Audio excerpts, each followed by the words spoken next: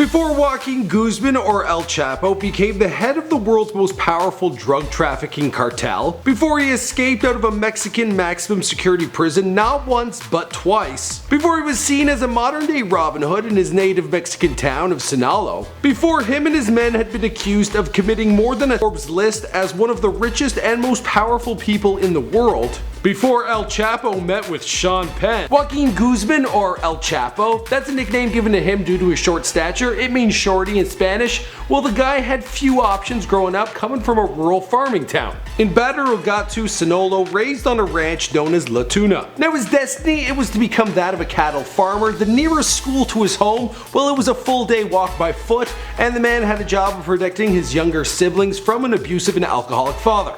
He began growing and selling opium and marijuana as young as 9, and then began learning the drug trade inside and out.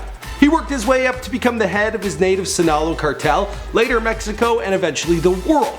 Now the man had some gruesome tactics. If ever a smuggler was late or tried to drive up the prices, he would simply shoot them in the head. Regardless, he is seen as a hero throughout Mexico. There's even a bunch of songs made in his name. Documenting the life of Joaquin El Chapo Guzman prior to fame, here for you on Before They're Famous. Now this video has been a long time coming. You guys have been requesting it for a long time, and I wish I had done it sooner, prior to his capture.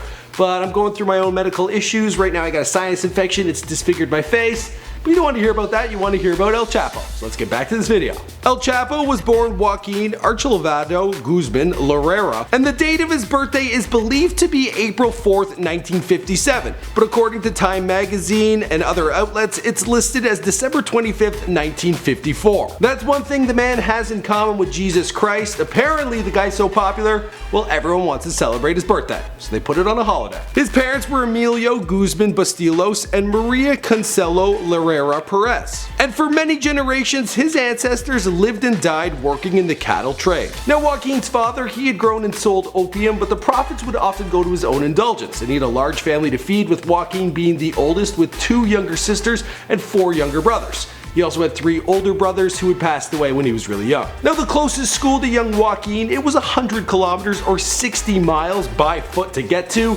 so early on in his life, well, the option of schooling, it fell by the wayside. His first gig was to sell oranges at the local market. There he would get to interact with people from the outside world, and he met with traveling teachers who taught him his real-world education. And this would be the highlight of his youth. When he returned home, his father was often upset, often drunk, and he would take out his anger on his boy Joaquin as well as the other siblings. Young Joaquin did what he could to protect his siblings. With opportunities hard to come by, young Joaquin got into the drug trade as young as 9, growing marijuana on the family farm, and then would hand it over to his father to have him sell it. Now those profits, they went straight to alcohol and prostitutes, which would result in more feuds between father and son. Eventually Joaquin came to the conclusion that he would have to make it on his own. At the age of 15, he began working with his cousins Arturo, Alfredo, Carlos, and Hector, who lived nearby. Together they started their own marijuana grow-up, and they would sell the drug in the local markets. From there on out, well, Joaquin was able to provide for his family financially. Not his dad though. Not his dad. He quickly began to build up a reputation for being level-headed and for keeping a low profile. It was around this time he also picked up the nickname El Chapo, which was due to his short stature and stocky build. Yeah, they took to calling him Shorty. By the age of 20, Joaquin's uncle, Pedro Avilés Perez, was making moves in the Mexican drug trafficking game, outside of their native town. And when the opportunity came to move to the big city of Sinalao, he took his nephew El Chapo with him, and together they joined the world of organized crime. By the late 1970s, El Chapo had proven his value in the narcotics business and began working alongside another young dealer known as Hector Luis Palma Salazar. Now El Chapo oversaw the movement of drugs from his home district of Sinalao. He practiced a very straight to the point technique that built up for him a very loyal following.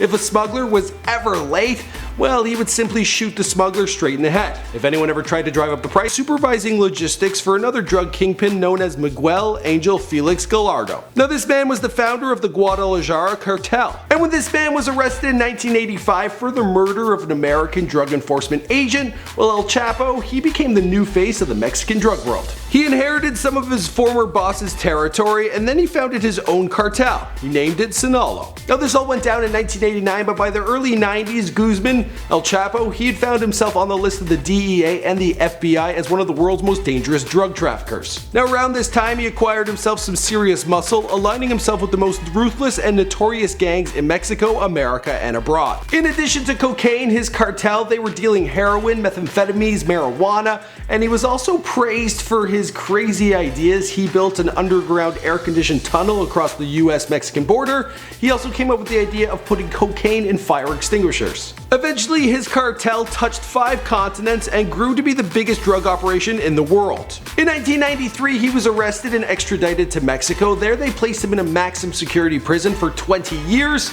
But while inside, he remained control of his cartel. He even enjoyed himself the best he could with many a conjugal visit. He escaped in 2001 after bribing prison guards and the warden to a sum of $250 million.